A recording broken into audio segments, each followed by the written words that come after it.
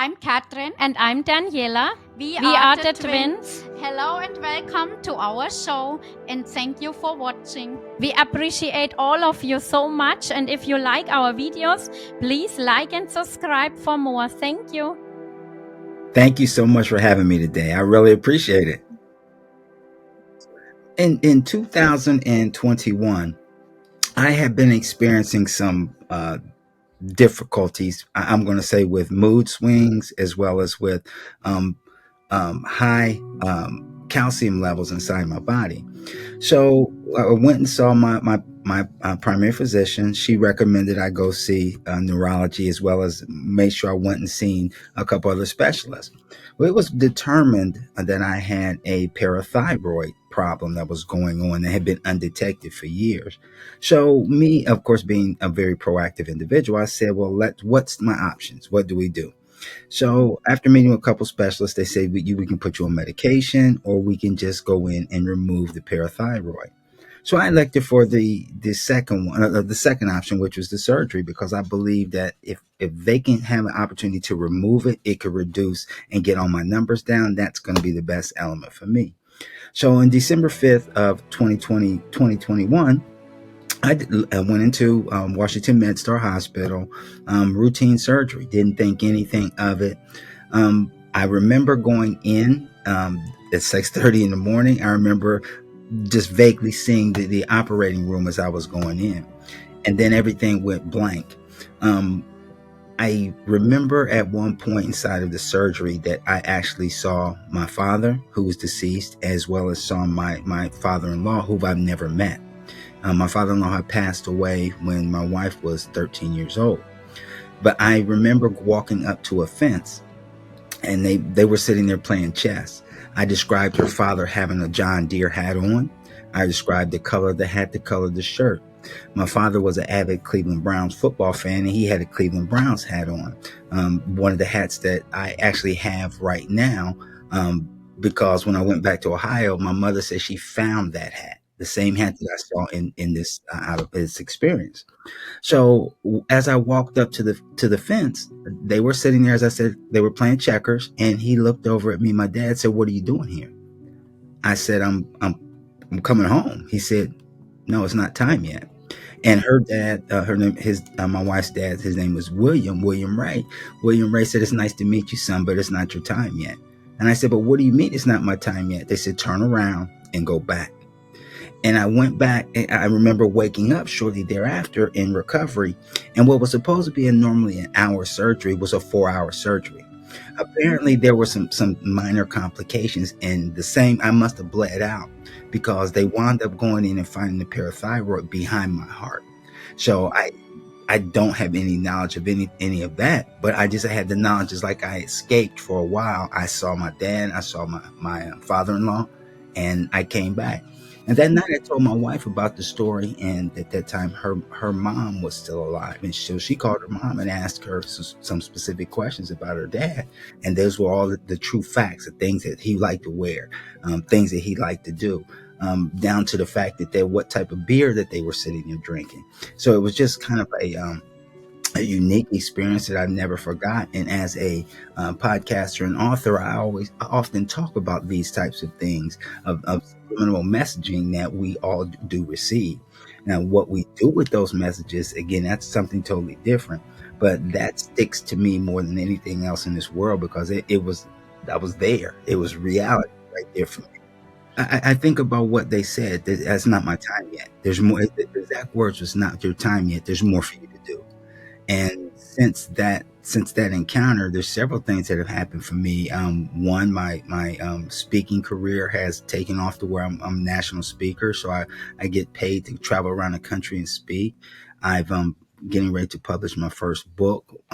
My everything that I've done in terms since that day has happened has been blessings, blessing upon blessing upon blessing, and it's like all the hard work that I put in is really starting to come to fruition, and it all started to continue right after that incident. But when I get into details, I mean the details of what my father had on, the details that hat had been missing for so long, and I went back to my hometown maybe a year after that, and that hat was someplace that it never was before. It was on my dad's bar.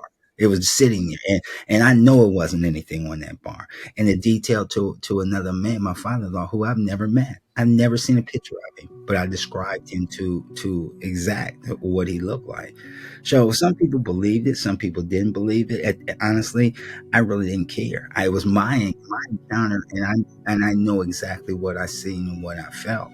And so I often wonder what other messaging is that. So is there anything else that I've gone through or experienced or seen? Was it quote unquote reality, or was it a dream, or was it a foresight? Was it something that is happening or something that is to come? So I really found myself really paying attention to subliminal cues from people, different people, from different things that are said, going back and saying, hey, have you heard this before? So it has really changed my perspective on life. I've had dreams about things that my grandfather had said to me at some point. I've had um, visions of other things that were when I was a kid that I normally I couldn't remember. I mean, I think about some of those things and try to go back and say, was it really a dream, or did these things really happen? But I'm not to the point to where I would say, no, it didn't happen, because it very well could have happened. And so it's unique. I just say it's unique. But I know that changed me. I know that changed how some of the things that I do. I know it changed the way again, like I said, the way I view things, the way I don't question as many things that go on and that I see, because again, I believe that I've always been a person that believed in God. I'm a believer, but I also believe that he manifests himself on earth sometimes to see what we're going to do, how we're going to act, or we're going to receive him the way he wants us to receive him. So again, it opened my eyes to totally different way of looking at things. There is a TV show that or series. It's called The Good Place. And inside this show, it basically, I don't know if you've seen it or have knowledge of it, but its components are individuals who've passed on, and they are trying, their souls are torn to whether they're going to go to heaven or whether they're going to go to hell, when in all actuality were in hell from the very beginning, and they were trying to continue to build themselves up to go to a place beyond where they were. And just some of the things that I actually see in this world that we go through right now, some of the things that you read on the news, some of the lawlessness in this country, you have to wonder: are we truly living in hell? Are we truly living in the time of hell right now?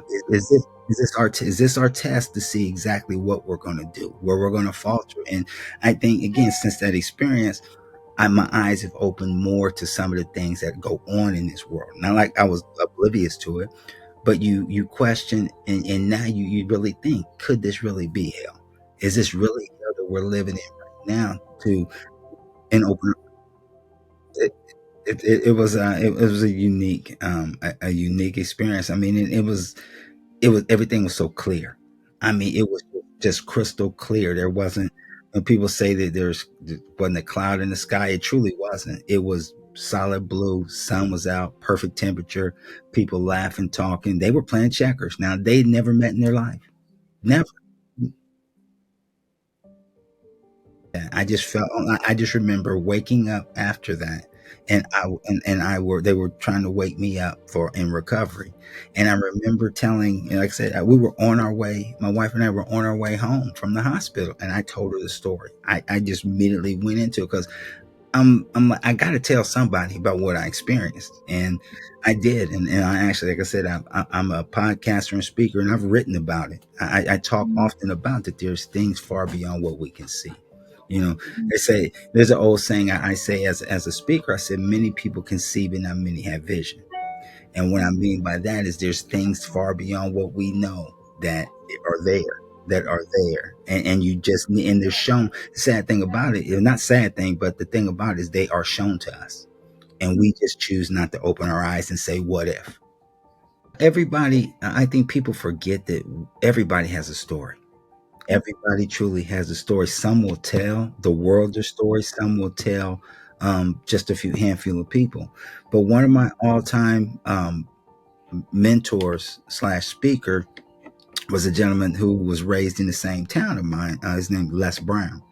And Les Brown asked a question one time that when I was actually listening to him speak, he asked the crowd, he said, where do you think the richest place in the world is? And people were naming Dubai, people were naming China, people were naming all types of different places. And he said, no, the richest places in the world is the graveyard. So that's where more dreams and goals and aspirations have gone away. So my message to each one of you is to take advantage of life while you can. Do the things that you truly want to do to be prosperous and help others, because at the end of the day, we all have a date. That's a predestined date. We just don't know when that date is. So what are you going to do within that dash? How many people are you going to help? How many people are you going to pull with you? What are you going to say to the world? Because and I'm closing my series in my book right now. It's season 10. It's called Destiny, the Sum of Your Choices. So I believe that we will, the life gives us what we give. If we truly give of ourselves, then we will receive. It's the sum of our choices. If we choose to help somebody, then we will be helped. If we don't, then guess what? That's going to come back to us at one point and one time. So you can continue to speak and speak and speak, and all you can, all anybody wants to, but until that individual is ready to accept it, then nothing will ever change. And I one of my famous sayings is, I believe that people don't change till the pain of staying the same is greater than the pain of change.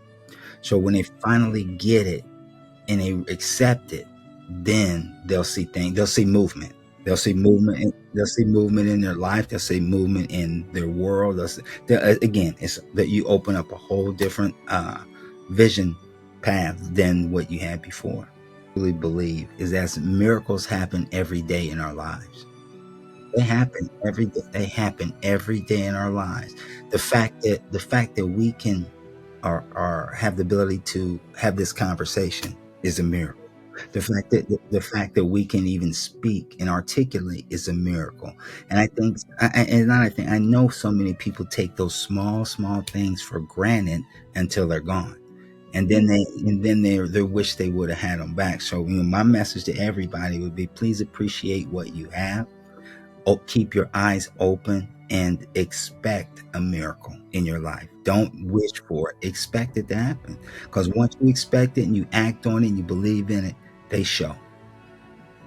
Thank you for having me. It's been a blessing. It's been a blessing.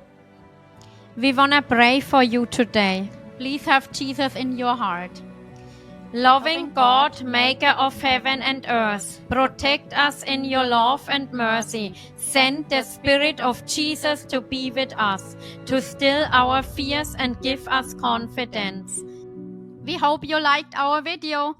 See you next time. Bye. Bye.